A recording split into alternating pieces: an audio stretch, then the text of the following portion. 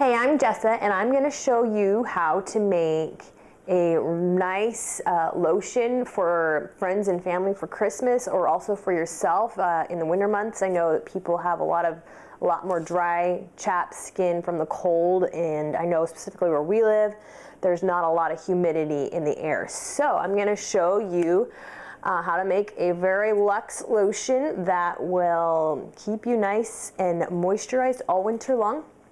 I get a lot of my recipes from a book called Organic Body Care Recipes, and there's all kinds of great information in here. So if you do want to purchase this book, I got it on Amazon. It's really great, and that's where I got this lotion recipe that I use personally, and I make it for my mother-in-law who has hypersensitive skin. She breaks out in rashes and pretty much everything she puts on her skin, and this is the only lotion that she's been able to use. So if you're very sensitive, there are no preservatives in this lotion. So storing it, you're going to want to either store it in the fridge. It'll store in the fridge for 3 months, or out of the fridge for a month. After that, it'll probably go bad. Just because there are no preservatives in it, like the lotion you'll buy in the store. Okay, so what I have in this pan here is I have 7 tablespoons of sweet almond oil. You can use apricot kernel oil or soybean oil. Really, any kind of neutral oil is fine. In this one, I have 9 tablespoons of distilled water. And the reason you want to use distilled water is because you don't want bacteria growing in this, because then you're putting that on your skin. So 7 tablespoons of an oil, 9 tablespoons of distilled water.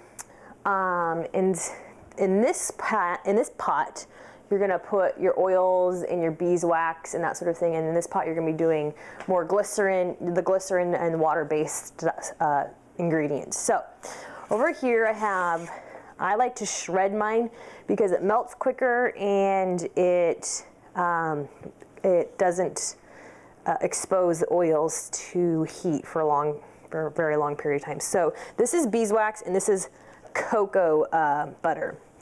And for the beeswax, you're going to do 2 tablespoons of beeswax, and you're going to put it in with the oil here. So there's 2. Not too particular. I mean, I can do heaping ones. It doesn't really matter. The more beeswax you put in, the thicker it's going to be, because the beeswax is the emulsifier of the lotion. So the more you got in there, the harder and thicker it's going to be. So 2 tablespoons of beeswax, 1 tablespoon of cocoa butter. Put these on here. And you're going to want to heat these on low. Like I said, you don't want to expose your oils to high heat. So you can do this on low, or you can do it on a double boiler. It's up to you. Doesn't matter, really. Okay, next, you're going to put lanolin in it. Lanolin is basically the oil from sheep. So you're going to do 1 teaspoon of lanolin. There you go. Throw it in there. It's really sticky stuff. I actually used to help my dad shear sheep, and when you were done with it, your hands would be covered in this stuff, and they'd be like the softest your skin has ever been. Okay, so you got all of that in there, and basically you're going to heat that, like I said, on low until all of this is melted and you don't see flecks of beeswax or cocoa butter. Oh, also you're going to be putting in something that I like to cook with, coconut oil. You're going to put 2 tablespoons of that in your oils as well. Almost forgot that ingredient. Okay, so there you go. There's 2 tablespoons. And it'll take about 10 minutes for this all to melt. And then in the water, you're going to put in 2 teaspoons of vegetable glycerin. You can find this at really any kind of pharmacy. So 2 teaspoons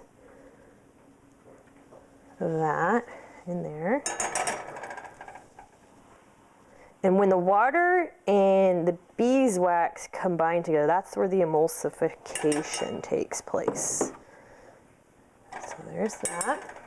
And then, last but not least, half a teaspoon of borax, which you can find in your laundry detergent section of your store. It's like a laundry detergent booster sort of thing. So there you go. So half a teaspoon of that. And you can put this one on medium, since there's really no oils or oils that'll get harmed by the heat in this pot. So, and you just basically want to heat the water until the borax is dissolved, and then you can take it off, which doesn't take very much time at all. So after this is done melting, and everything's all melted together, you're going to take it off the burner and let it sit. And what will happen is you'll start actually seeing it thicken because the beeswax is cooling. So you want it to get a little thick, and it takes about 5 to 10 minutes. And that's when I'm going to show you what to do with your next step. So there you go.